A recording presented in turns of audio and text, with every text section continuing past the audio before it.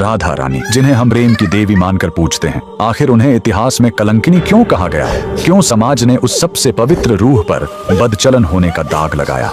आज वृंदावन के उस सबसे बड़े अपमान की कहानी सुनिए, जहां राधा के चरित्र को बचाने के लिए स्वयं श्री कृष्ण को अपनी जान दांव पर लगानी पड़ी। वृंदावन की गलियों में एक नाम जहर की तरह फैलाया जा रहा था, कलंकिनी राधा। जटिला कुटिला और गांव की औरतें ताने कसती थी कि राधा विवाहित होकर भी आधी रात को कृष्ण से मिलने क्यों जाती है। समाज के उन तीखे बाणों ने राधा के अस्तित्व को लहूलुहान कर दिया था। लोग कहते थे कि राधा का प्रेम अपवित्र है। तब अपनी ह्लादिनी शक्ति के इस अपमान को रोकने के लिए कृष्ण ने एक ऐसी लीला रची जिसने सबको सुन्न कर दिया। अचानक कृष्ण बीमार पड़ गए, उनका शरीर पीला पड़ने लगा और साक्षात यमराज का साया मंडराने लगा। माँ यशोदा ने हजारों वैद्य बुलाए पर दवा बेअसर। तभी कृष्ण के ही वेश में एक तेजस्वी साधु प्रकट हुआ और उसने खौफनाक शर्त रखी, कृष्ण तभी बचेंगे जब इस नगर की सबसे पतिव्रता और शुद्ध स्त्री यमुना से जल लाकर उन्हें पिलाए। पर एक शर्त और थी, वो घड़ा मिट्टी का नहीं बल्कि छलनी जैसा होना चाहिए जिसमें से पानी न गिरे। एक एक कर वो तमाम स्त्रियां आगे आईं जो कल तक राधा पर कीचड़ उछाल रही थीं, पर जैसे ही वो घड़ा पानी में डुबोती, पानी बह जाता। समाज की उन पतिव्रता औरतों का झूठ बेनकाब हो गया। अंत में लज्जा और अपमान के बोझ से दबी राधा रानी आगे बढ़ी। उन्होंने जैसे ही यमुना में हाथ डाला, साक्षात कान्हा जल के भीतर मुस्कुरा उठे। राधा का घड़ा छलनी होने के बावजूद भी अमृत की तरह भर गया और एक बूंद भी नीचे नहीं गिरी। वो जल पीते ही कृष्ण स्वस्थ हो गए। उन्होंने दुनिया की आंखों में आंखें डालकर कहा, राधा कलंकिनी नहीं, वो इस सृष्टि की सबसे शुद्ध ऊर्जा है। उस दिन वृंदावन को समझ आया कि प्रेम देह का नहीं, आत्मा का होता है। जहाँ कोई स्वार्थ नहीं होता, वहाँ कलंक भी आभूषण बन जाता है। इसीलिए आज भी राधा के बिना कृष्ण के नाम का कोई अस्तित्व नहीं है। राधा रानी का ये त्याग सिखाता है कि अगर आपका प्रेम सच्चा है तो दुनिया का कोई भी कलंक आपको मैला नहीं कर सकता। क्या आप भी मानते हैं कि राधा के बिना कृष्ण अधूरे हैं? कमेंट में राधे राधे जरूर लिखें।